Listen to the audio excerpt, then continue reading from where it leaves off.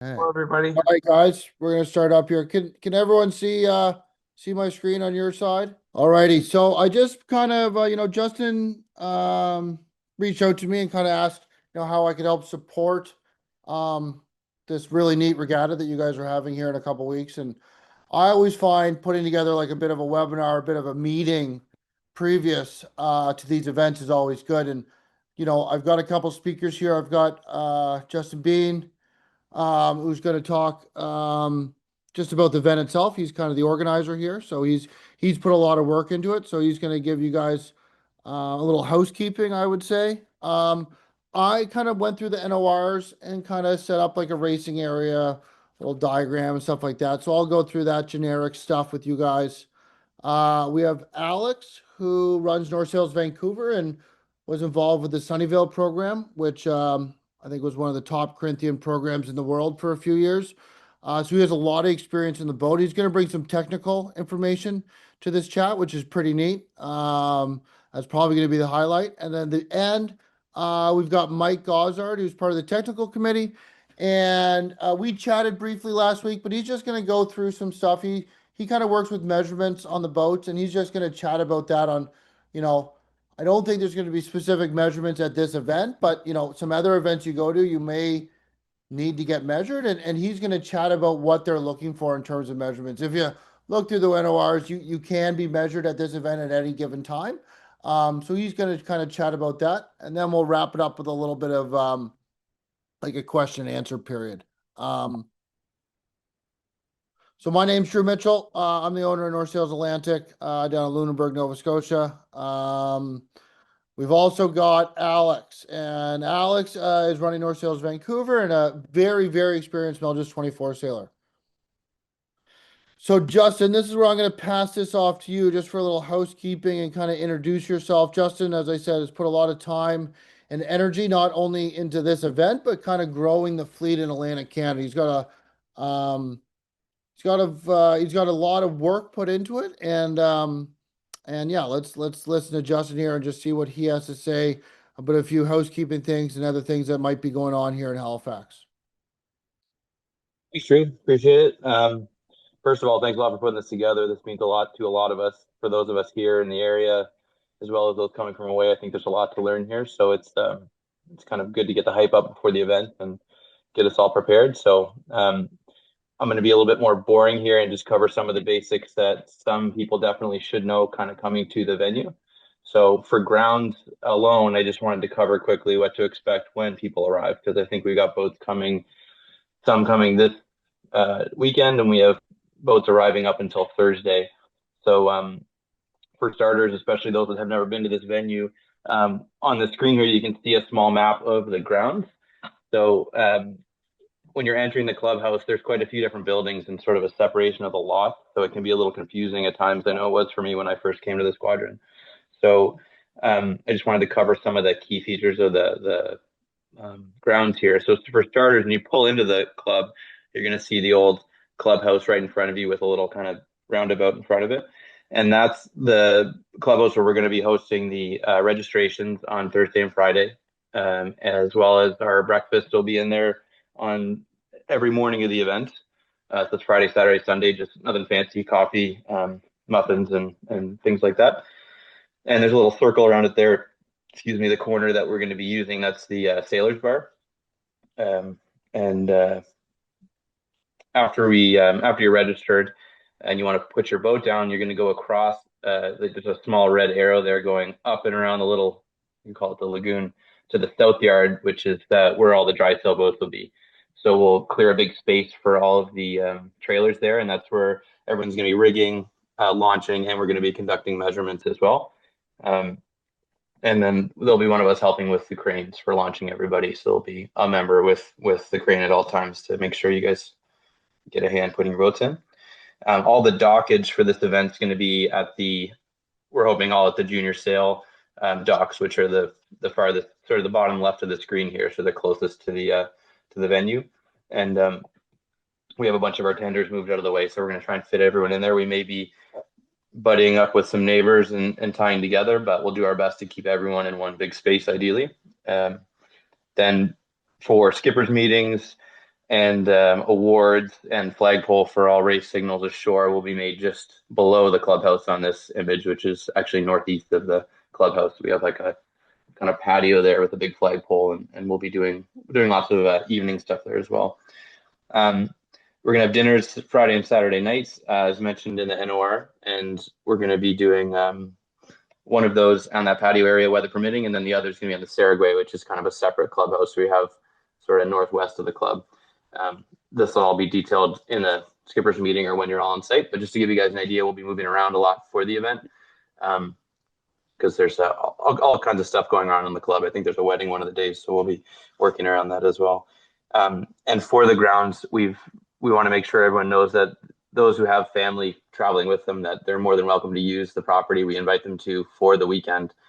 Just enjoy, the restaurant, the pool if it's warm enough, which it definitely won't be, or any of the grounds that they want. So they'll hopefully have some time to enjoy that. And if we can get them out on a boat to watch some racing and they want to do that, we'd love to help make that happen as well. So please reach out to me if that's something anyone's interested in.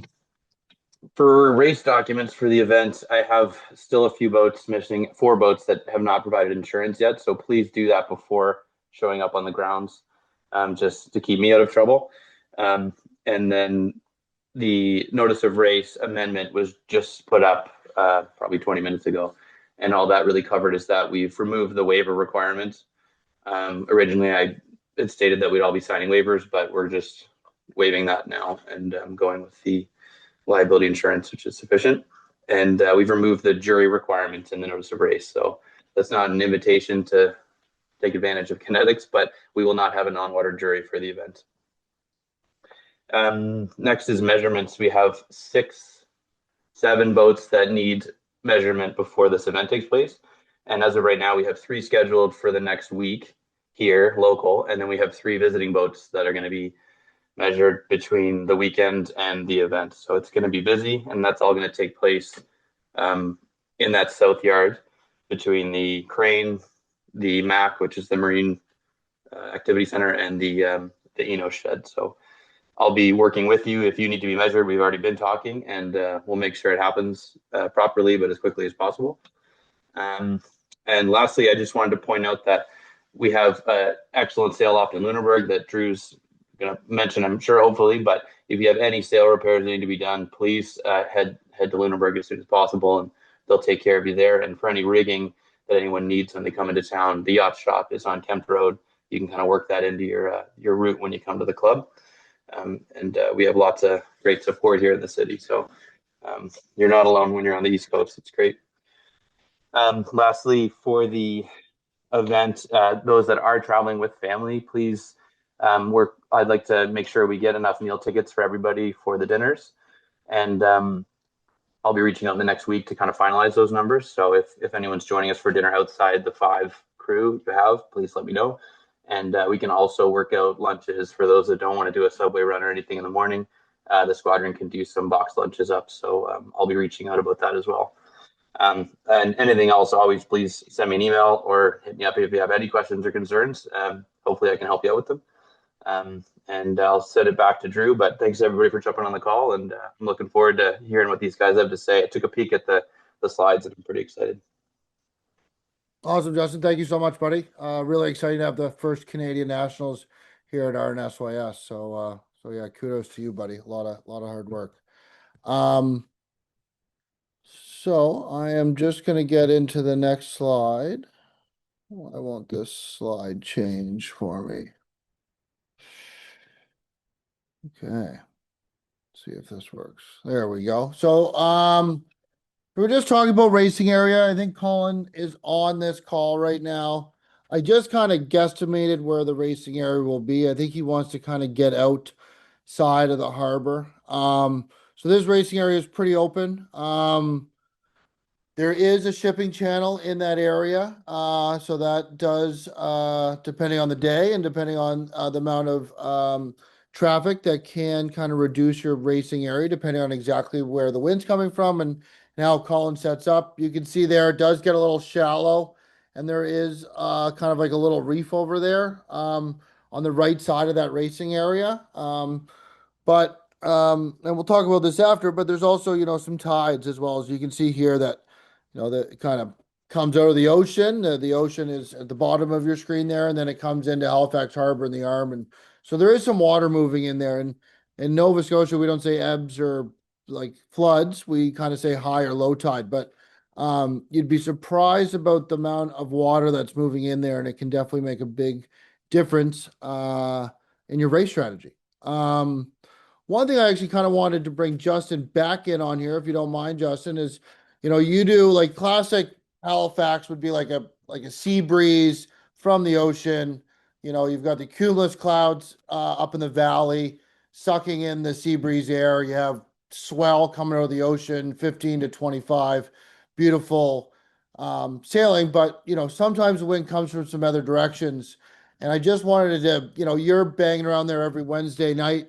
Justin, did you want to speak to sometimes when the breeze either comes in from the city or coming over the hill, and what type of expectations these sailors might get from that type of breeze angle? Well, from the north, we're definitely going to see some shifty, challenging conditions. It's often tough to get consistent races off in those scenarios. There's so much debris upwind, kind of mixing things up. And I not to throw him under the bus, but we're graced with our race officer here on the call as well. So I invite Colin. Feel free to jump in at any time on the call you feel you want to add to anything we're putting here. But for the racing area we're talking about, with the north breeze, it tends to be a bit flatter. Always swell dependent, but the sea state calms a little, and then the conditions get quite shifty and tricky. We typically haven't raced a lot of north breeze in that black race circle area there because we usually just take advantage of kind of the channel in the harbor, which I do not believe we want to do for this event because we're going to be spending so much time out there and we want to stay out of shipping traffic as much as possible. So certainly tricky, shifty, and there's not much fetch upwind, so we can expect some flatter water for that. Perfect. Awesome. All right, and then I guess another thing, so you can see RNSYS is up on the left-hand side. Your downtown core. If you haven't rented a place down around the arm, you're probably in and around downtown. It's probably a 40-minute, jaunt on the 5-horse or 3-horse or whatever you're running on the boat to get out to the racing area. So make sure that you put that into your morning logistics because it is a bit of a power out there, especially if the breeze isn't, if it isn't a north breeze and there's not much breeze and you're heading out there, it can take a little while. So make sure you know that it's not right beside the club. It's definitely a bit of a jaunt. So, other than that, I think that's the race area. I'm gonna bring this up the next one, but so tide. So I think I was gonna talk about weather, but I think we're too far out today to really talk about what type of weather we're gonna see. I think once you get a little bit closer, you're gonna have a better idea of what type of weekend you're gonna see. But one thing we can chat about right now is tide. So, most of the time in the Maritimes, we have 2 lows and 2 highs each day, and kind of knowing when the tide is changing is pretty important. I would say 90% of the time, if you've got a pretty strong breeze, the majority of the gains are going to be from getting on the right shifts and going and playing the right side. But when you're talking about a boat length or two in one design racing, getting in or out of current is very advantageous in Halifax. And I think there's some people here that have raced out in Vancouver, and you're probably thinking about the water as much as you are thinking about the air. Here, I would say you're probably thinking about air 75% of the time, but water can be a big play, especially if you end up in a shipping channel and the water and the current has changed or the tide has changed. It's pretty important. So I would make sure that I would make sure that you figure out what the tides are doing on each day you're out there racing. If you're able to get out there and practice race, maybe go check out some different areas of the racing circle and see what the tide is doing. Obviously, it's going to be moving a little quicker in the deeper stuff and not as quick in the shallow stuff. So I think this is pretty important. Something that I always like to do, and sometimes it's really annoying, but I'll set an alarm on my cell phone for when the tide is changing, because you can really get caught up in a day of sailing, and you've got 3 races, you've been out there for 4 hours, and the tide's changing late in the day. The last thing you're going to do is like, is it 4:22? The tide's changing. So I literally set an alarm on my phone. Why I say it's annoying is sometimes you're in the middle of like hiking and alarms going off in a sheet pocket. But at least that gives you the identification to like kind of put your head out of the boat and see if things are changing in terms of relatives around the course, and just looking to see if the tide change, if the strategy might be changing on the course. So I definitely put this one in the playbook, guys. It's probably not as important as if you're racing in English Bay or West Vancouver, but definitely something you need to pay attention to. I just went through the NORs and I have some like kind of key takeaways. I'd recommend everyone here on this call to go through the NORs. And then the first thing, the sailing instructions is the next thing you want to read, and they're going to be available after June 5th. So as soon as those come out, I'd probably give them a read right away. Take a look, make sure you understand everything. If you do have any questions, you can always reach out to Justin or Colin and kind of figure out what they're trying to accomplish with their sailing instructions if you do have any questions. Another thing is, for some of the newer sailors here in the Melges class, especially in Atlantic Canada, the owner and helmsperson shall be a current member of the national class. So you actually have to sign up as a member of the national class. So that's in accordance with the class. And I'm a big believer that, these classes are run off members, just like small yacht clubs in the Maritimes. So making sure that you go and, pay your current member fees every year to be a member of national, just because might not be going to a national regatta that year, supporting the class, I think is very important, whether it be Melges, J, whatever it is. But I think Melges 24, it's a big appreciation. All competitors are required to check in at the registration desk at RNSYS, okay? And that's between 12 o'clock and 5 o'clock on Thursday, June 11th. So just make sure, these guys have put a lot of time into organizing all this. There's going to be volunteers down there, I'm sure, doing the check-in. So just make sure you show up on time and get there. Replacement crew. So this is actually, I think, is pretty important. So when you start getting into these higher end events with national titles on the line, replacing crew actually comes like a critical part of it, because you could have a really good sailor that's only available 3 days, and you believe that you can bring your good buddy for 2 days and then bring in the good sailor. So that's kind of frowned upon at this level of sailing. So helm and crew may be substituted during the series only for good and sufficient reason, and if approved by the RC. So if someone gets injured, or even if you do have one crew that can do 2 days and another crew that can do one, and that person needs to leave, and that's the only way that you can compete competitively, you can submit that to the RC, and they can kind of decide if they believe that is fair. Most of the time, it's understandable. They're trying to avoid, bringing in the hot gun or the big shot for the last day of racing and kicking off the weak link. So,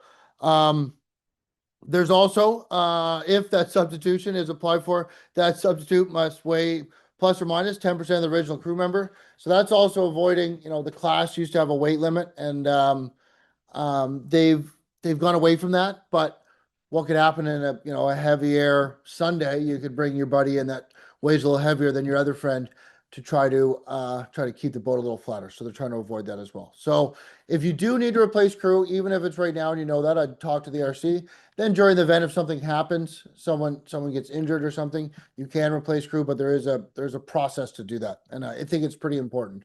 Competitors are advised that the chief measurer or designated representative may make spot measurements and inspection required equipment on or off the water during championship. So this is something that's pretty important. So that kind of makes you show up with, your measurement certificate done, your safety gear on there. Like the last thing you guys want to do, especially from the Fromboys, as well as the local guys, is like not have the proper safety equipment on.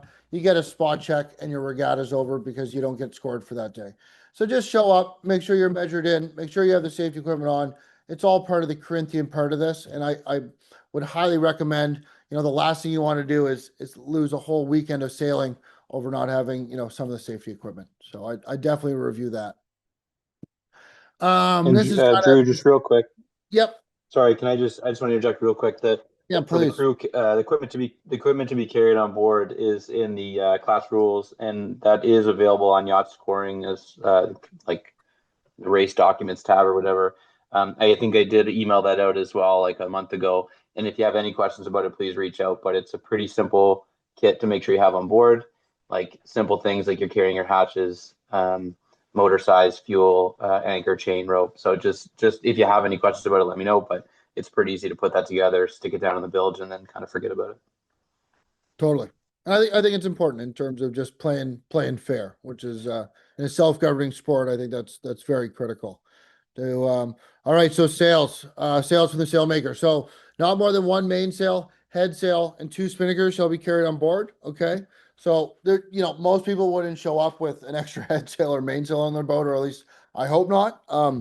But one thing is making sure that you use those sails throughout the whole event. Okay. So you got to kind of sign in one mainsail, one jib, and two kites. So you can't, hopefully Monday's a light day. I'll use this old main.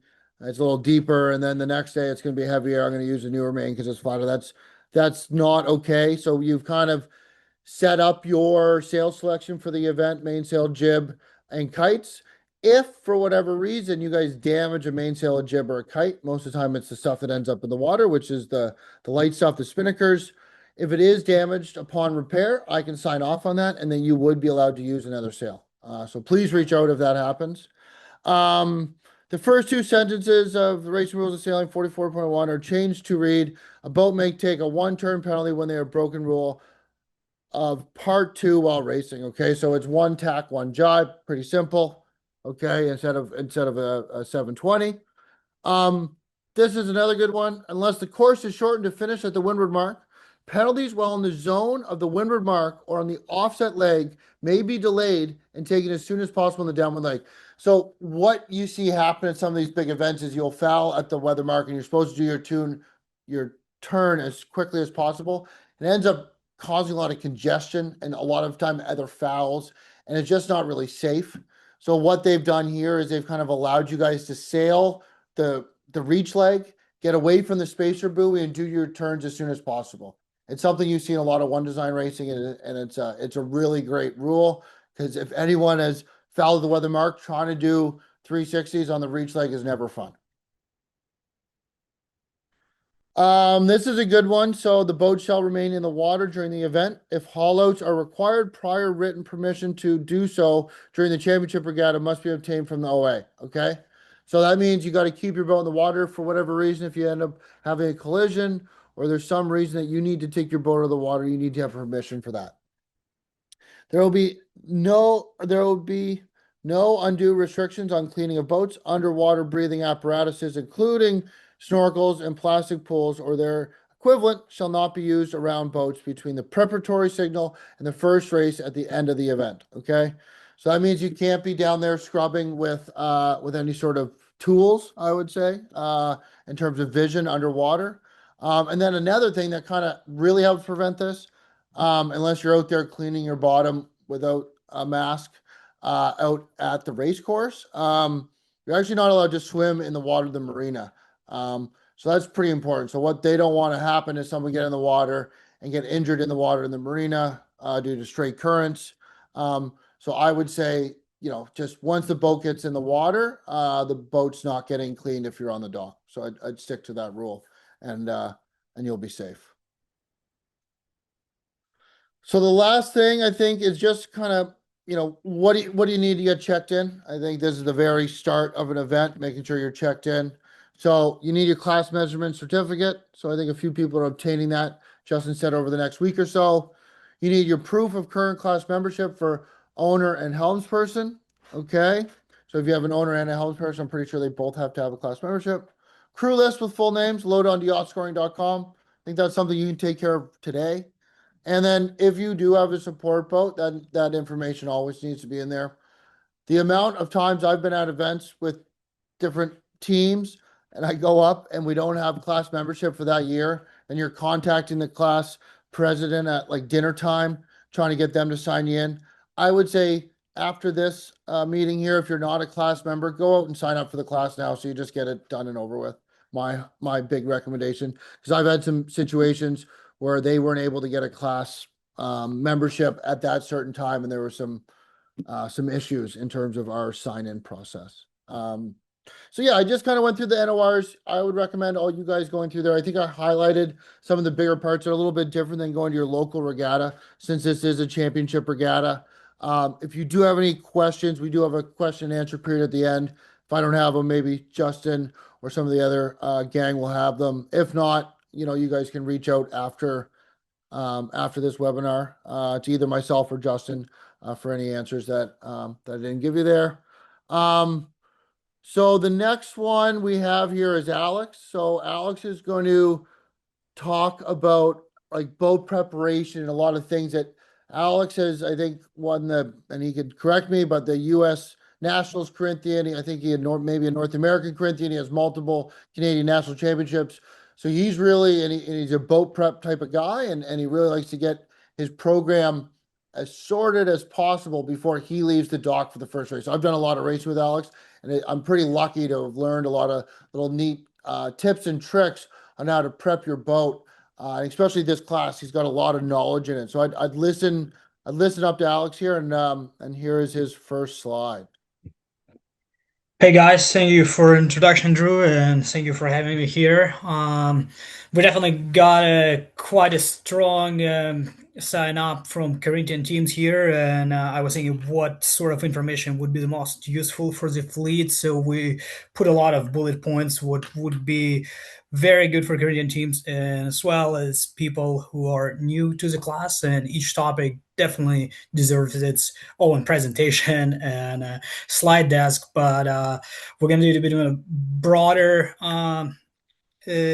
angle here. So if you guys are going to have any questions after this, please feel free to reach out to me or Drew, and we can dive into things a little bit deeper with you. And as any event starts, like your boat prep is a foundation of your success, and as we're sailing, sales is a big part of it. Make sure your sails are operational, so that you've got all of it sorted. You've got right jibs, correct mainsail, right kites, ensure all of the sails are serviced. If you're using or your older inventory, maybe bring it to the loft, and guys at Lunenburg can make sure that the sails are good, the loft curve is still there, and if you need to use off the bolt rope, it can be done. Depending on the conditions, you might want to have a few sets of battens, especially for 2 full battens on the mainsail, as they play a very critical place in how your mainsail is going to be behaving as you are progressing through the ranges. And at that stage, you might want to consider upgrade from e-glass to carbon battens, as it's really, really worthwhile to make the boat go faster and make your sails trim easier and be set up more appropriate. Hull condition, make sure it's polished, smooth. Your keel delrents are in the right place, and I'm pretty sure Mike is going to tell you where they're supposed to be or not supposed to be later. Just make sure you measure in. And so your foils are aligned, meaning your keel and your rudder are in the same surface, so they're not crooked in relation to each other, because it's not slow, so it's not fast. No dings on keel and rudder, and your gudgeons and rudder straps are in a solid and secure shape. Over my time with the class, I've seen quite a few of those failing, and it's a pretty easy issue to spot and get it sorted before you hit the water. Making sure your running rigging is set up, and using appropriate lines with the proper sizes of the jib sheets, kite sheets, tack lines, and highlights comes a long way. You don't want to have too much friction in the rope, or you don't want to have line being too short or too long, so you have a lot of noodle in the cockpit. And standing rigging, make sure everything is operational, that with trailer boats, we take the rig on and off quite frequent, and coil the shrouds, and especially pay attention to your jib highlight in the areas that goes around the top sheave. That part takes a lot of impact from rig forces, backstay and forestay sag. Make sure that is all sorted. It's pretty easy check, and normally I check it every day before we hit the water, and just have a spare spare headstay and a spare jib pilot, always a good thing for the boat. As well as some of the boats, they may have older style turnbuckles. I haven't seen those in a while, where they're like one speed and open body style turnbuckles. They're going to help you to adjust your rig quite a bit faster. Basically, you are rotating turnbuckle twice as fast as with a closed body turnbuckle. We can jump on the next slide here, Drew. I decided to highlight 4 bullet points that for the most part wins or loses races in the Melges 24. It's sail modes, making sure you pick correct mode for the wind and the sea state. Work with your target speeds that you established for your boat or for a certain day and certain conditions. And the boat is very, very punishing when you're between the soaking mode and planing mode. It's a lot of opportunities there to win and a lot of opportunities there to lose in terms of gauge to your competition and sail extra distance versus sailing VMG. Make sure that you hike and trim as a proper team. Old class limit was 825 pounds, but right now it's got lifted and you can sail as you like. In fact, that number hasn't changed that much from the teams I've been working with and talking with. You're still working in a wheelhouse of 850 as a higher end of it. You don't really want to be too heavy, just a little bit too much, especially when you're sailing in a lower band of breeze and it's hard to get the boat going, especially downwind. Have a consistent communication chain, your communication loop. Make sure you count down puffs, your trimmer talks and feeds pressure from the kite. Talk about the jib set, helmsperson depowers and powers the boats to the calls from the tacticians, and tactician provides you a solid plan. If once the boat gets very silent and nobody's talking, obviously too much talking is not very good. It just gets distractive, but silence is pretty slow. And when in the transitions, sets, those jibes, tacks, and playing in soaking mode, when you face any of those maneuvers, it's an opportunity to gain a lot as well as lose a lot. So drill them until it's automatic and keep progressing as a team all the time leading to the event and even through the event as you may sail in a new place and a different set of conditions. Drew can jump on the next slide. So there's rig trim and upwind speed. So rig setup and the base tune, it's in my mind, it's a foundation of your setup. I always suggest to set up tune the rig while the boat is in the water. I've seen some people trying to tune the rig while it's in the trailer, not very successful as the boat is not leveled in relation to the ocean, and it just creates a lot of problems with angles with the trailer and so on and so forth. The standard rake right now is 11.14 meters. If you have a rake wire, it's great, and if you don't have one, I would strongly recommend to get it. And once you set up your rake, you are going to your base tension, you're setting up your uppers. Refer to the tuning guide. It's also deserves its own conversation about a setup and a rig tune, but refer to the tuning guides. It's a very solid place for the start, especially if you are a new team. Make sure the rig is centered in the boat, port to starboard. Check that the rake is correct after setting up to the tension, and fine-tune lowers on the water. That's what I find works the best. It's pretty good starting point to get a base at the dock setting, and you just go out there and check the sag side to side and see how the mast bends side to side, making sure that you are even port to starboard, especially once you're going to start going through the ranges to the higher band of wind. Once you're sailing, make sure you're going through the steps as the breeze increases. You definitely want to make sure you are increasing the rig tension. That's going to help support your head state and bend of the mast. Just make sure you're depowering appropriately for it. That's a very good job for a forward person. And if you're racing in the conditions where the breeze is quite up and down, that forward person is going to have a lot of things in their hands besides that. But make sure to keep them honest and keep them going through the rig tune step. Some people underestimated how important it is for the boat acceleration and overall rig plan balance. It's good to learn those steps and memorize them so you don't have to come back and check it in the middle of the race and how many turns you gotta do and transition from 16 to 20 knots and so on. And another key part is adjusting the backstay bridle. Like at the back, you have this 4 pins for your outboard. Make sure you adjust that bridle as well. Like it can be pretty much off depending on your bridle setup. It can be pretty much off for a light air, and as it's getting windier and windier, make sure you're shortening it between those pins. Everyone got their own system. Some people use a slip knot and the backstay bridle. Some people just keep making shorter and shorter by wrapping it around those pins and understand how long your bridle and what's your bridle adjustment to certain wind speed saves you a lot of time on the water ahead of time.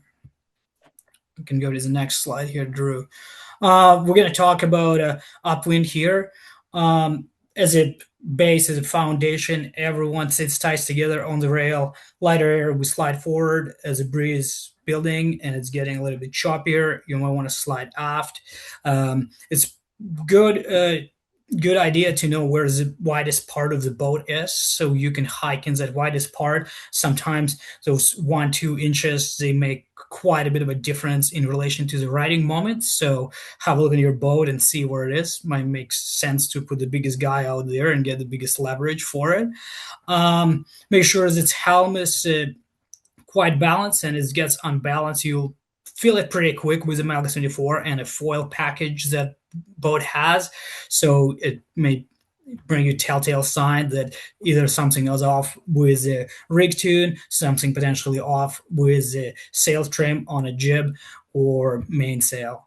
And big and important thing, make sure that the first crew who gets off the rail for tax gives enough room for the rest of the guys to get across quick, especially in windy conditions, as crossing the boat a few seconds faster and getting right into hiking can help you with your acceleration massively and save boat lengths or so, depending on the conditions. Mainsail and the jib trim.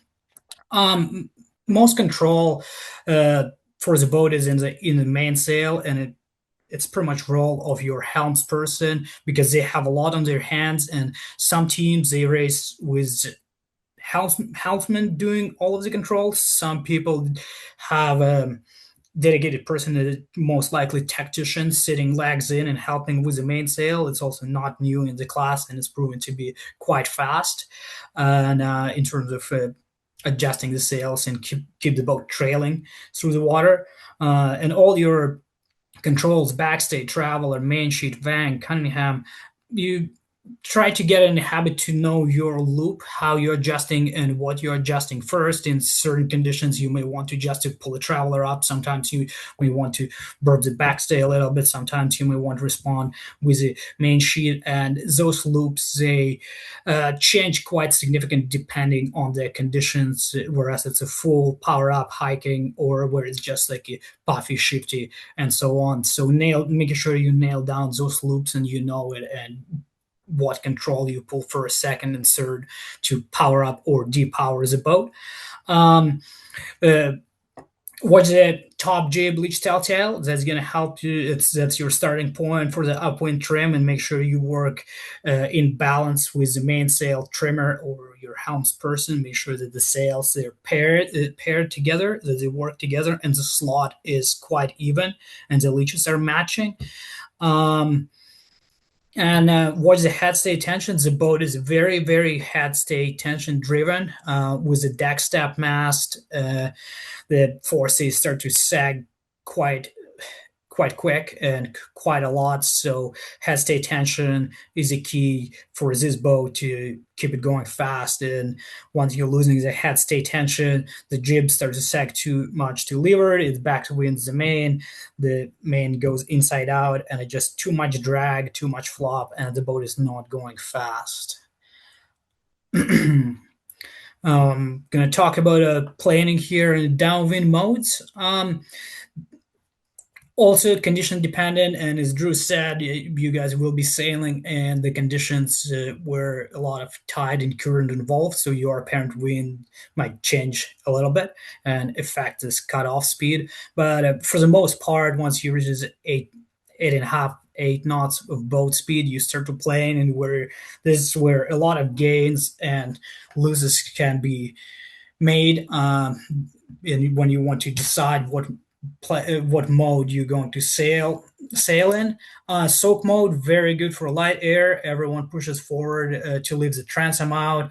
You may work with your crew how you're going to distribute the weight for different wind strengths. It's not to set it in a one certain order, what person is going on the leeward side and so on, because we all got a slightly different body constitution, and sometimes more weight on the leeward side can be more helpful, sometimes less weight on the leeward side may be more helpful. You can move forward in the boat as well, and sit on the bow for bow person, and keep adjusting your crew weight to the heel angle. Constant heel angle upwind as well as a downwind is a key to the speed and a proper control of the boat.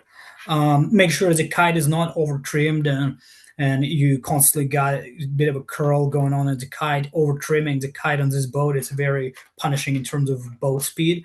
And communicate the pressure in the kite between a trimmer, driver, and your tactician, as it's might affect your strategy, tactics, and plan for the run. From 12 plus knots, we're probably going to be sailing with the 3 sails out. It's a really good call to make with your kite trimmer, depending on the sea state. Sometimes jib fits in a lower band well, sometimes it doesn't, and it just disturbs the kite way too much. Make sure when you make a call for the jib out, you consult with your kite trimmer, and they can make suggestion on what works. And don't be afraid if you pull it jib out and you feel that it's not fast and you're still bouncing between modes. Maybe it's okay to furl it. It takes a few seconds, and you can figure out what works better for you. Once you get in the lazy plane, it's definitely helping to pump the main and kite together. Just make sure you're surfing the waves. Trim kite to the apparent wind angle.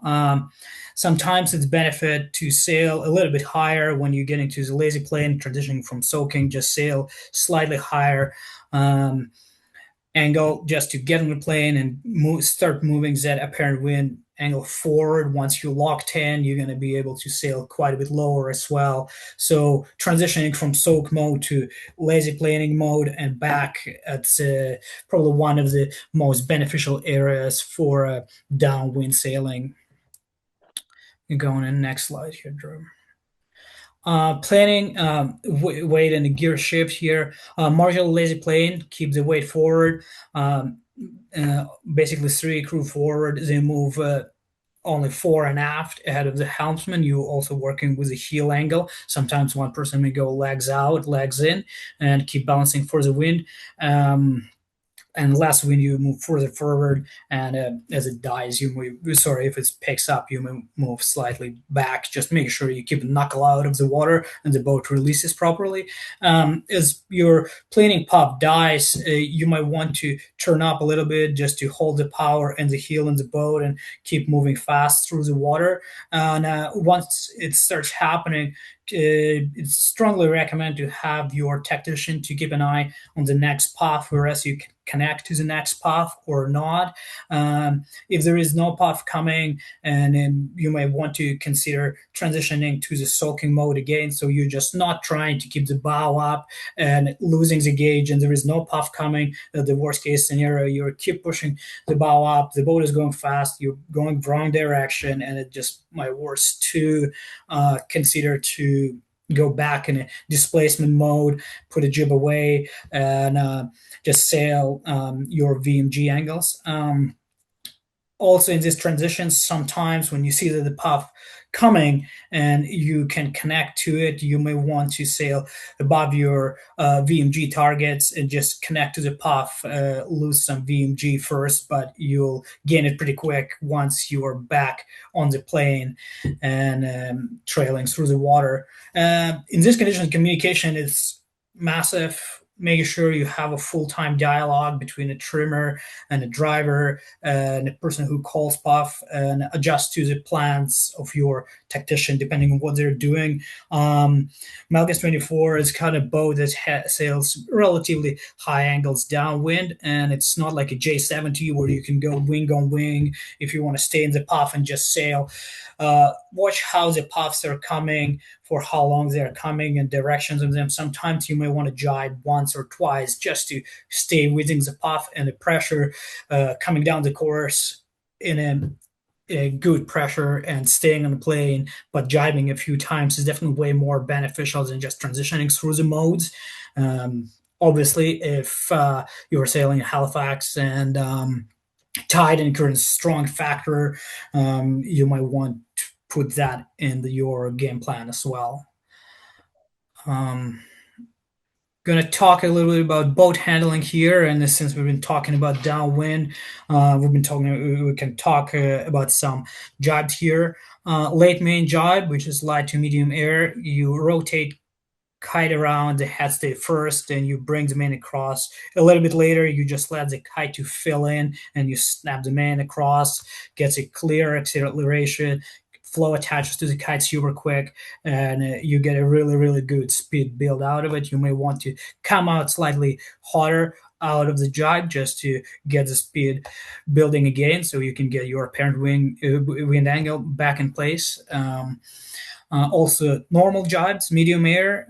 It's at the medium air, you would probably have all your three sails up, main jib and kite. If it's not quite blow-through conditions, the best would be probably furl the jib. Just make sure it's not in the way of your kite and it doesn't disturb the air. For a crew, pull the kite leash around, pulls it down. Tacticians flip the main over, and the helm heads out at the right moment. Unfurl the jib once the flow is reattached to the kite. We see quite often people, they unfurl the jibs way too early. They finish the jibe. Maybe it wasn't a good jibe and they're still building and they start unfurling the jib too early. Then you have less pressure in the sails. Flow, it takes forever to attach the flow on the sail, forever to attach flow on the keel and the rudder. So make sure you unfurl when you're getting very close to be back to your target speed and it feels right. And the blow-through jibes, they're a little bit more technical. They're very, very good tool to have in your tactical inventory, especially if you want to escape real quick and you're racing with the 2-3 boats really tied together. They're fast jibes if you execute them properly. If you don't execute blow-through correct, it can be quite a slow one. So if you never tried it, I suggest to find a wind day and just go and practice those. Once you master them, it comes a long way, and it allows boat to stay on the plane pretty much through the whole rotation of the boat. We can go to the next slide here, Drew. Start, sets, and Douses. The start is like a pretty important setup early. Make sure like you guys will be racing, I believe, in a fleet with 11 boats. So do your homework on what the start line is going to be set up like, what the tide is doing around what end of the start line is favorite, and once you set up, like what I like to do is I use a 3-2-1 approach for the start for the most part, where you draw up a triangle in your bow in your head, and you can basically, you want to be at 3 minutes, you want to be at the same spot where you're going to be starting at 1, you're getting to the line, you're coming back to your desired start spot. It's again a pretty long conversation about those loops as well, but what's as important is make sure line is paying and you know your point from where you're going to start basically racing your final approach, knowing where that point is, how many meters from the line, and what is your burn rate comes a long way, especially in a fleet of 11 and more boats. The cutoff speed is slowest you want to go in the boat is about 2.5 knots, depending on the conditions. The less wind you have, the more speed you need. But normally at 2.5 knots, you would start losing the flow over the keel and rudder. So working on your slow approach to the start line, it's very great. Sometimes you may just keep coasting at your speed, comfortably closing the gauge on the line, and people coming either too slow or too fast, they're just sailing through. And if you can maintain your angle and everything, people either never going to reach you or they're just going to sail past you. So work on a high and slow approach in the boat and acceleration from it. If you lose your boat for whatever reason, meaning the flow is disattaches from the keel and a rudder, the boat is going to go sideways super, super quick, and it's not going to be fast. So try to keep that flow attached to the foil package. Set it would be next in our race course. Preset the tack line to the mark. For the most part, everyone has their tack lines marked to the full extendable position. Once you can set it up on the shore, you can extend the bowsprit, you can fully pull the tack line, and you can make a mark on the tack line either on the cleat. Either you tie a knot in front of that cleat that you're going to be lining up with another mark on the cabin top. So you can preset the tack line on the offset, and then you just shoot the pole out once you hoist. Also, Mike probably going to let you know, guys, don't pull those poles too early on the hoist. You can get penalized pretty quick. Just make sure that pole retracts as you're hoisting the sail. Otherwise, you're getting in a position where you can get flagged on the top mark, and it's not very fast, unfortunately, to do the turns there. Basically, bear way under the control. Make sure if it's windy, you're using the boom bank, you're properly using the sails. Forward crew, feed the kite on the leeward side, making sure it's not getting caught in our shrouds, jib, and so on. And also that forward person might throw the jib as you're hoisting. Forward middle person can work the pole, vang, Cunningham, and trimmer tactician hoist. It's all very dependable on your playbook for the boat that we're going to discuss later. Reading the run in puffy in a short driven breeze, turn up like at 10-15 degrees to meet the next puff. Like make sure you know your turn rates and how you're going to be hitting your exit angles on the jibe. Big gains and loses again, as we discussed before about the kite soaking and planing mode. And the dose, don't be too late on the doses. We see a lot of mistakes from people just keeping the dose for last moment, and then it's not very clean. You don't have enough room to get to the mark. You're rounding too close and not wide enough to come out at a good angle at the mark. Making sure you do lots of practice leeward roundings, as it's a great opportunity to gain boats there and get a clean lane and pick up some spots if you find yourself in the middle of the pack. And we can go to the next slide here, Drew. So we're going to talk a little bit about mark roundings here. Again, you can lose a lot. You can win a lot there. Wide and tight roundings every time wins it. Make sure you position yourself good in relation to the fleet, so you're not breaking any rules, not coming in super hot, not overlap with someone and causing to get flagged. Enter wide, exit tight, gains the mark to protect your windward lane so you don't lose it, and it gives you more opportunities to pass the boat. If you're close to the mark, you can tack, you can do whatever you want.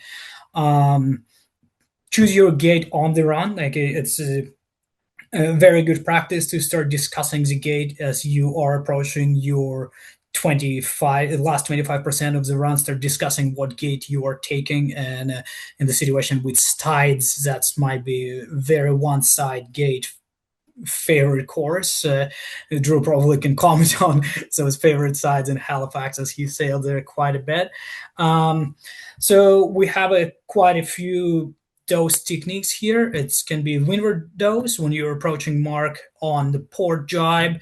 You can start doing it well before the mark rounding. You jib out.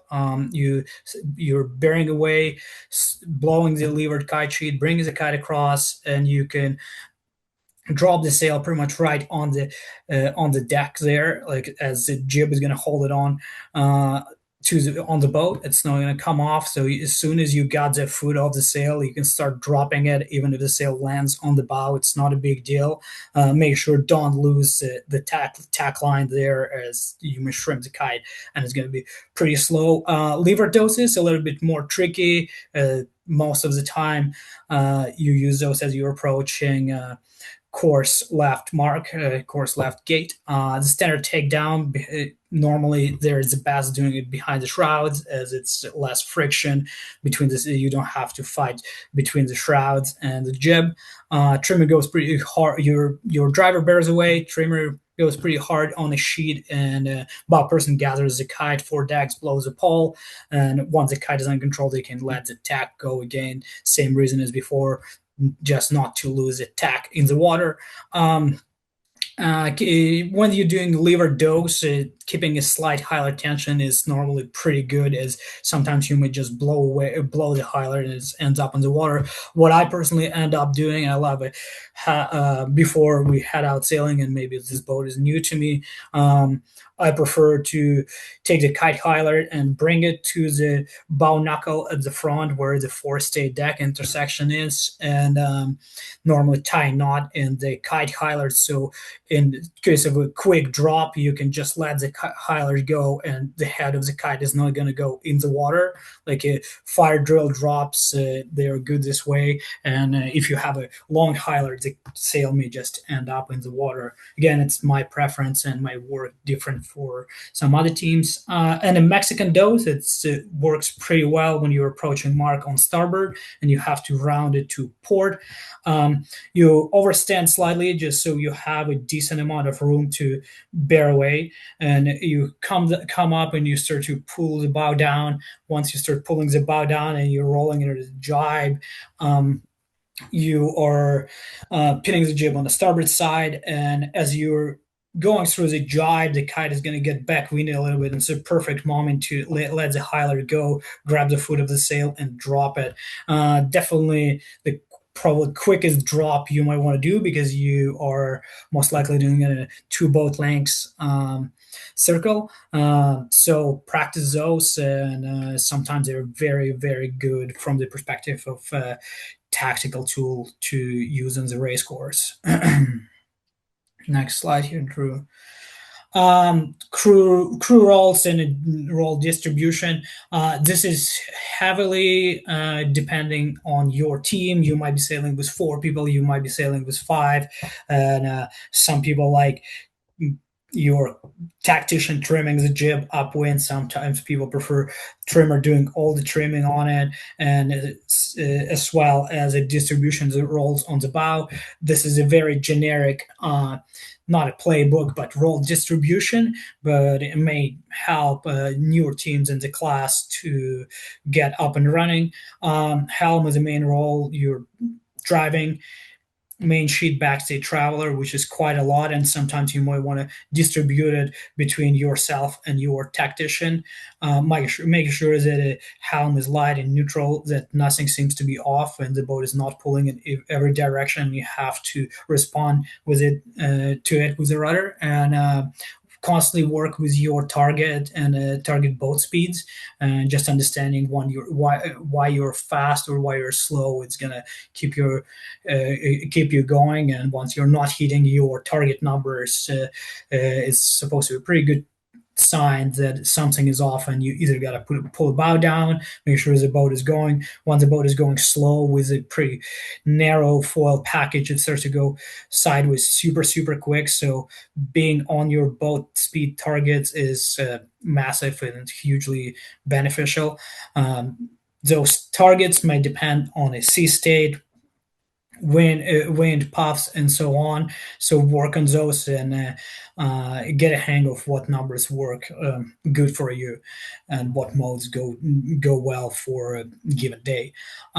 For tactician might want to trim the jib if it's desired by the team. Sometimes I prefer this arrangement just because the person who sits next to the helms person, they have a direct access to the jib sheet, and your next third person from the stern, they don't have to fight to get out between a mid person and your tactician.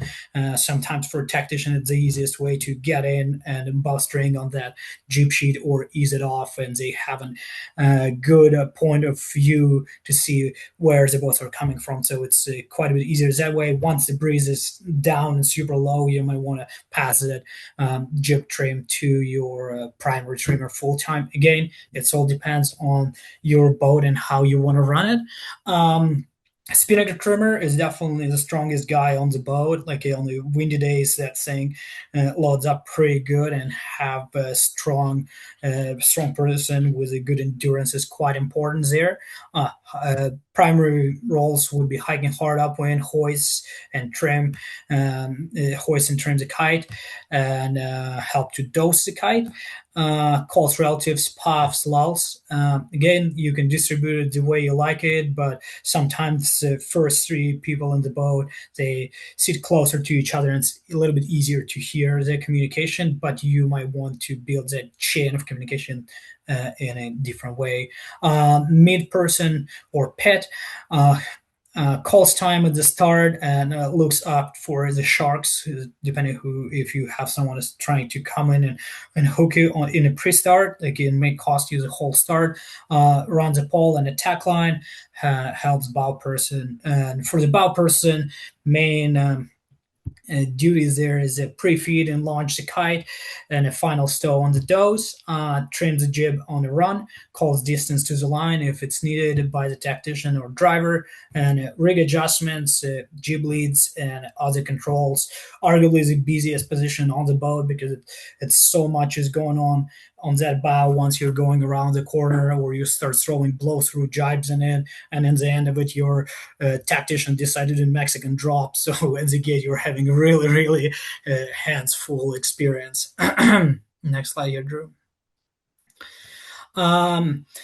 And then I suggest to build a dialogue loop for upwind pre-start and a downwind. For upwind, continuous talk about countdown. So upwind, continuous conversation about countdown to puffs and lulls. A lot of people count puffs pretty well, but it's also important to count for lulls and for how long those lulls going to last, as you powering up the boat equally important as depowering the boat. Waves and weight placement conversation. Tactician talks about shifts, pressure, and a game plan. Make sure you clearly relay to everyone on the boat so everyone can hear you. Guys spend a lot of time being upside down for the majority of the day, and it's hard to hear when your head is pretty much is in the water. And helm works with speed and targets, powers depowers the boats, and ask for help with the controls if needed. Pre-starts, do homework on your pre-start, figure out where your launch point and how quick you're eating up those meters to the line. Time to the gun, make sure someone is tracking it down for you, watch for the sharks, and just keeping an eye on a fleet. Line bias for a shift, and the best practice for helm to run the line, and like you just make sure your helms person feels the line correctly and they know when to pull the trigger and start to accelerate. For downwind, constantly talk about pressure in the kite sheet, more or less pressure. That's going to help you to transition from a soaking to planing mode and so on and so forth, and find your VMG angle. Puffs count down, the same as an upwind. Mode calls, jibe points, traffic, heel angle, surfing, and gate turn right or left. Those basically these very basic communication loops, but they get you a pretty good idea of what is required for the successful race on the course. And race day playbook, start well. And also remember, you can't win the regatta on day one, but you can definitely lose it. Start well, which is super, super important. Research, just get out there early, especially with a 40-minute power run to the start line. Make sure you're there early, you're on time, research the start line, shifts, practice starts. You might want to stay conservative for a day one or two of the regatta. Avoid any shocker OCS or DSQs, especially OCSs, depending on how you're positioned to the tide. So it's not pushing you too far forward, or it doesn't slow you down and you're late to the start. Keep an eye on the starboard and port ley line pile ups as you're approaching weather mark, and sail clean, control your own destiny, and enjoy the race. Position for the last day, again, sailing for you can lose a lot in the first 2 days, but your goal is position for the last day of the regatta and just stay in the hunt. Keep those high double digit score numbers out of your score line, and do your homework. Write down headings on the bow stacks, understanding what number you're sailing on port and starboard. That's probably the first thing I do when I get in a race course, and track down the shift, your tacking angles, log in wind direction and time of the shifts. Oscillation is still a big thing. It's probably going to matter on your race course. And compared to the forecast, you probably might experience a few systems rolling through that early in the summer in Halifax. So keeping your eye open on the systems and what's in the forecast comes a long way. And also have plan for the day of racing. Showing up without a plan, it's may cost you quite a bit and just going to put you on the back foot off the get-go. Failing to plan is planning to fail. So Exactly. well, thank you very much, Alex. That was very thorough. I think I'm glad we got that recorded, because there was a lot of information on there, and I think a lot of these sailors could take a lot of good bits out of that to help with their programs, either at this current state or in the future. So thank you very much. That was amazing. So the last bit here, we've got Mike Gozzard. He's the chair of the technical committee. He was just going to speak. We kind of chatted on the phone. I didn't know exactly what he was going to talk about. He was going to talk about some measurement stuff. So I just wrote down measurement talk, and here's a picture of him ripping on the old red boat. So, Mike, do you want to chat about some things that that you want to pass along to these guys? Yeah, absolutely. So a lot of new members to the class, and it's great to see. I've noted that aren't too many newer boats, and what I mean by newer is there were some significant changes to the boats around hull 600, encapsulated bulb, slightly different foil, slightly different laminate structure for the boat. So and a lot of the rule changes that, so I've been with the class on the technical committee since 2019. I'm an older boat sailor, as you can tell by my red boat, which Steve now has. And so I came at a lot of these rule changes from an older boat perspective.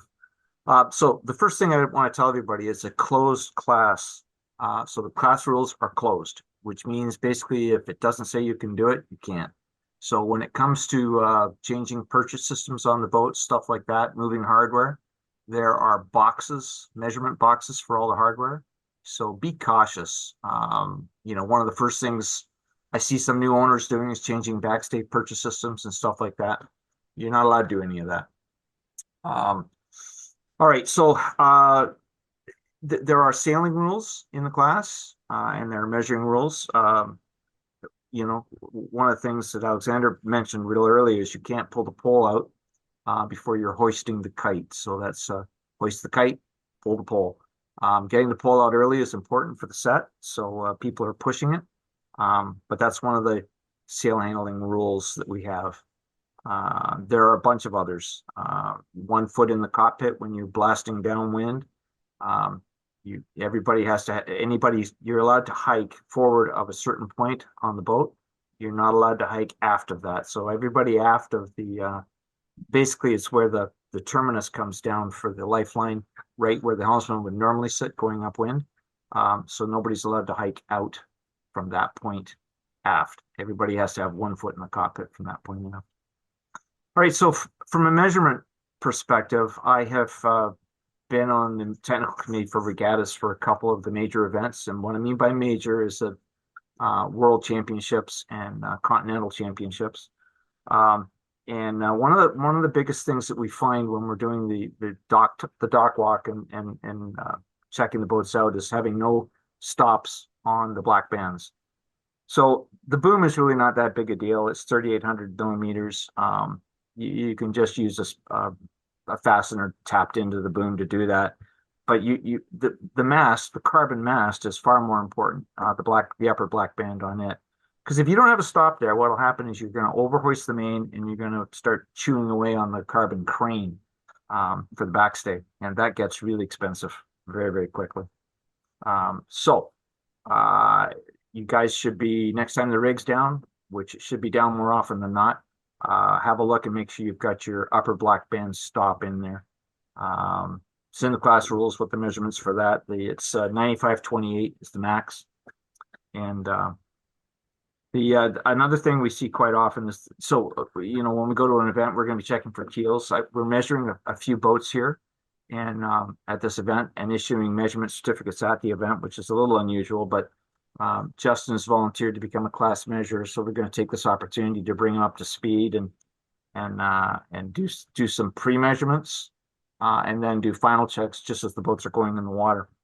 One of the big changes we made with the class rules was how we measure the location of the foil, the keel. It's important to note that all the top teams are pushing the keel in the measurement box all the way forward. It's a lot of differing thoughts on why this is fast. A lot of it probably has to do with the angle of the beaver tail on the bulb. So by pushing the keel all the way forward in the measurement box, you're changing the angle of the beaver tail going through the water, reducing drag. It is probably faster downwind that way. So the measurement basically is now measured to the front of the foil, not the back. Previous iterations of the class rules, we measured from the tip of the transom to the back of the keel.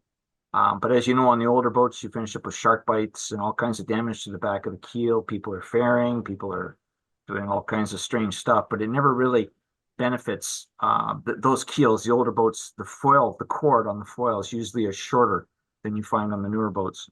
So by measuring to the front, we are limiting how far it can go forward. So 3905 is the maximum. If you hang a tape measure on the transom of the boat, measure along the contour of the hull to the forwardmost section. I highly recommend you don't go 3905, go 3903. It's amazing how much differential you see from tape measure to tape measure. And they will make you change it if you show up at a regatta. That's a difficult one to do because it's a Delron measurement, that one. That's got to do with the custom fit of the Delron. The one at the bottom, then we do another one to the front of the foil where it intersects the bulb, again with the tape measure hooked on the transom. That one, again, that one's controlled more by the upper Delron than it is anything else. So if you show up at an event and you finish up a millimeter over on it, it's easier to adjust. And then finally the depth, which is just the depth from the bottom of the hull down to the intersection of the foil and the bulb. It's really the easiest way to measure that is just go ahead and mark 1 meter on the foil. So just put your tape measure against the bottom of the Delron and then measure down 1 meter, put a pencil line on the back of the foil, then measure up the other way. And there are a lot of teams sacrificing that 1,215 millimeter measurement. In other words, lifting the bulb up in favor of swinging it forward. So there's all kinds of things. But all the top teams, when we measure them at North Americans or World, you're going to find they're all within 2 millimeters of these maximum settings. For the boats that are being measured, we're going to be measuring your rigs. It's kind of important to have everybody sort of set up and ready. Boats have to be absolutely dry, so we're going to be checking in the davit hole and things like that. So don't think you can. It's not a J24. We're a little bit more strict with what we look for on this. Yeah, so that's about it. We walking down the dock, we'll be looking for deck hardware alterations and changes. No shimming under the mast. A lot of the older boats will have foredeck cabin top issues that have been repaired. You're allowed to shim side to side to correct core crushing and things like that that may have occurred. But we absolutely do not want any shimming at all, either in the back of the step or the front of the step. The step itself, the mast step, the stainless steel piece, must be on the deck in full contact for as much of its length as possible. So any questions, just reach out. We want to help you. We don't want to be a hindrance to people showing up at regattas. So you'll find all the measures the same way. It's the policy of the class. We would like to help you. So just reach out if you have any questions. Pole extending, quite often we find that little plastic ring stops the pole from going too far out. That's gotten loose on its fasteners and the pole is going too far out. So that's another thing you can easily check. It's measured from the very farthest part of the bow to the center of where the block hangs on that little pad eye that's bolted through the spread. So that's those are the biggies. If you have any questions, I'm happy to answer them in terms of the class rules, sail handling, that kind of stuff. So I'll pass it back to Drew.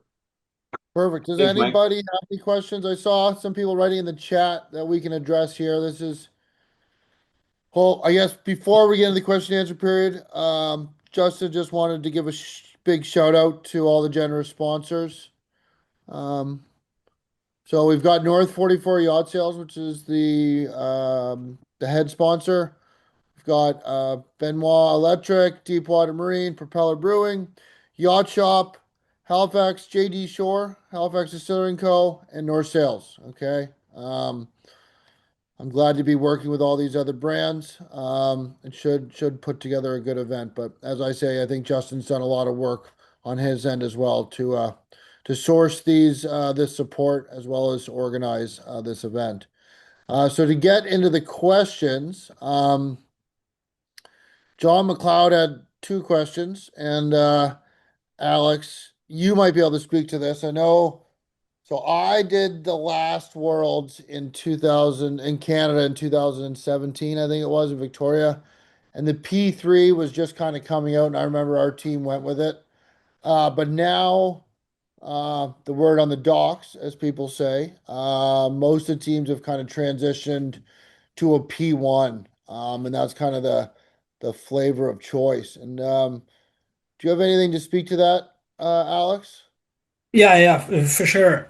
Basically, P1 is your reaching kite, all purpose. P3 is a bit of a more VMG running. And John, to your question, P3 it has a pretty narrow wind strength. Um, band, I would say. It's basically 9-10 knots to 12. Like it's really good for VMG running. Other than that, for the most part, and it's you can find it beneficial in the fleets where it's not you don't have too many boats and people just don't sail super high angles. Once you start sailing in a big fleet, everyone tends to sail bow up quite a bit more often, and a P1 comes in a play. I personally prefer to sail with two P1s on the boat in a big fleet racing. That's my preference, and you may find yourself successful with a P3 in a smaller fleet or when you need for VMG running. As far as J7 and J9 jibs, we just came out with a few new models, one for jib JI9, and we also have a new mainsail MI4. Both sails have a new tape layout, so they're improved compared to the previous generation. They're slightly fuller in certain parts of the sail. They're easier to trim. They're a bit more responsive, and Jibs also got a slightly different layout for the furling, so it furls better, and the sail, besides being more responsive and easier to trim and drive to, also furls quite a bit nicer. I hope that answers it, John. Yep, I think those are the two questions. Anyone else have any questions? Yeah, I would like to. I got a question. One, two actually. One for starters is can you speak to some of the kinetics restrictions for Melges 24s? There's a little bit of nuances with well, kite pumping for one, and two, just for kinetics on the boat, what you can and can't do. Do you want to speak to that, Alex, or is that a Mike question? Like one pump per wave, and if you pump more than that, you're just trimming to the conditions. Yeah. But no, like I I've think the biggest restrictions, yeah. it's definitely pulling out. It's a quite a frequent thing where you can get flagged for and pumping downwind, but I'm not sure if you're going to have on water umpiring. But again, sailing is a self governing gentleman's sport, so make sure you pump once per wave and don't go bonkers with it. Even so, it's super fun to go downwind fast. So I can add one thing here. So you can't adjust the forestays during the race. So with the guys running the 7x19 halyards, which is far more common, I would suspect nearly all the boats at this event, except for mine and John Marentet's, are going to be running the flexible forestay. So you can't go below and adjust the turnbuckle on the high field lever. You can't change the rake during the race. And the fixed forestay boats, same drill, can't go forward and adjust the forestay length. You can do it in between races, but not during race. And that's the main reason the class rule was changed, so that you cannot go below. Go below for a nature break if you need to, an emergency. But if you had on water judges, they'd be looking very, very closely at head and shoulder out of the cabin, basically. So Yep, makes sense. Anything else, Justin? Yeah, sorry. I thought we had a unrestricted pumping for kite to initiate a plane recently changed in the rules. Is that wrong? Mike, that's can you speak to that? yep, that's correct. So it's unlimited pumping Thank on, you. and then main and Yeah, jib, one pump per wave to thank initiate. you. Yeah. So that's a little different for some, for those that are used to different classes of boats, and I think it's a challenging thing to sort of you do effectively, but something that I suggest all teams sort of look into that are familiar with it. And no hanging from the rigging. So during a jibe, you cannot hang from the mast, you cannot hang from the rigging, you cannot hang from the cabin companionway. We saw an awful lot of how you put it. Whenever we've had some unusual weather where a lot of regattas have been held in very, very sketchy breezes. And it's the reason the class upped the lower wind limit to 6 knots from 5 knots, because at 5 knots, you do get a lot of teams pushing the kinetics, and you can really make some gains. People need to understand you cannot come out of a jibe faster than you went into it. You can't come out of a tack faster than you went into it. But we were shocked on Picardy and the U.S. Nationals in Pensacola, which were both running very, very sketchy breezes, and how much kinetic cheating was going on. So yeah, it's a gentleman's sport. A lot of these top programs, they know they're not supposed to do it. So we should lead by example. I like it. Thanks, man. And then my second question, hopefully a quick one, is that I know for my team specifically, we've been trying to perfect or even achieve the blow through for years and not too successfully. And there's a great Instagram reel floating around of Gamecock at Charleston, just like poetry, pulling off a blow through and kind of stepping up on a boat they were just trying to cover, and it's perfect. Do you have any advice, Alex, from a boat handling perspective of how to really achieve or work towards a successful blow through? Because it is really challenging. We've certainly tried many different ways, and I definitely don't think we've figured it out. Just in rotation of the boat is a key. You can start doing blow throws as early as probably like 16, 18 knots, when you kind of feel like you want to step.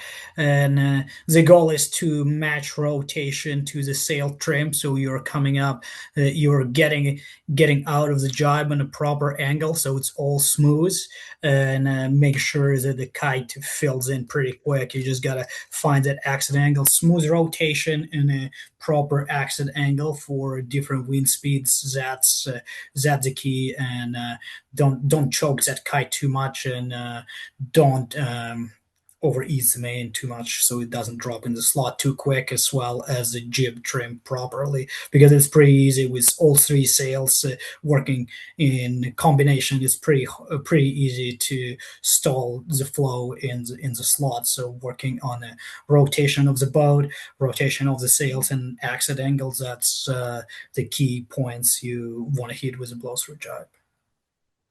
Tiller driver, I think it's his fault.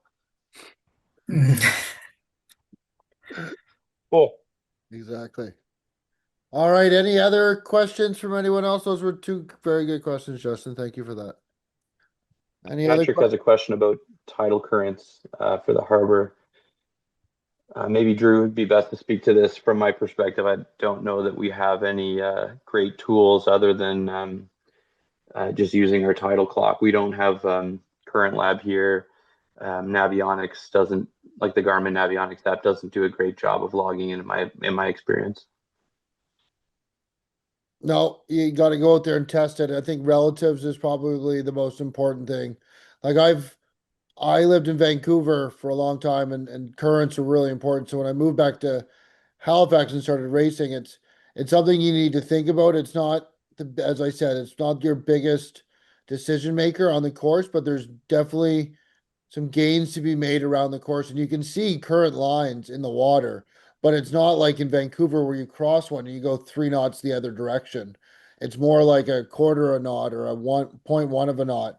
But if you think about that, and you guys are all finishing half a boat length away from each other at the finish line, that 0.1 of a knot over 20 boat lengths can make a big deal. So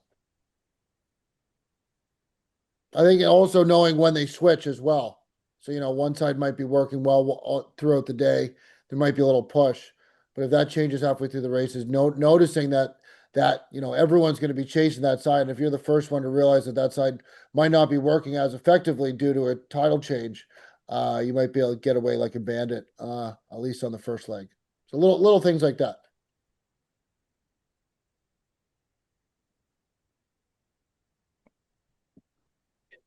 All right. Thanks again, Drew, for putting this together, man. This has been awesome. I've definitely taken a lot of notes, and it's good to get everyone together kind of week and a half out in preparation of this. I think everyone's getting pretty jazzed. So yeah, thanks again, man. This has been really helpful. Yeah, no problem, guys. I'm always glad to support the class. I think Alex put a lot of time into his slideshow today. So I think, reach out to me if you guys have questions. If you have any technical Melges questions, I'd probably reach out to Alex because he'll probably give you a better answer than I would.